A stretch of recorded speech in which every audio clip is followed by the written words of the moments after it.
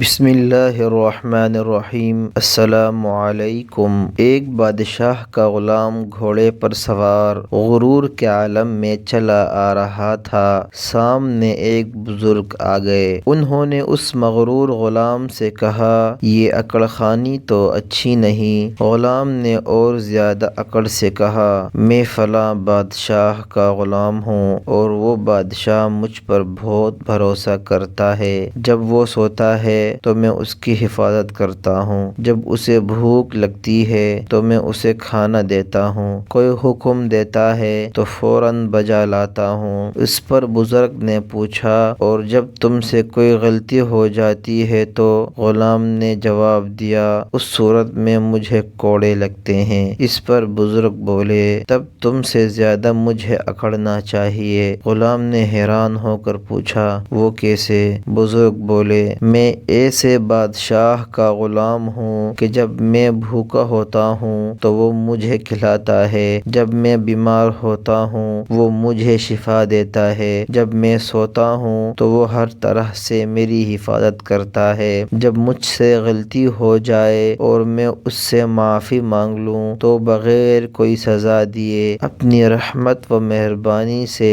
مجھے بخش دیتا ہے۔ یہ سن کر اس مغرور غلام نے کہا، تب تو مجھے بھی اس کا غلام بنا دیں۔ بزرگ فوراً بولے، بس تو پھر اللہ کا ہو جا، ایسا مالک تمہیں کہیں نہیں ملے گا۔ اس لیے حکمرانوں کی غلامی اور وڈیروں کی چمچگیری سے بہتر ہے کہ بندہ بادشاہوں کے بادشاہ شہنشاہ کا غلام بن کر جیے۔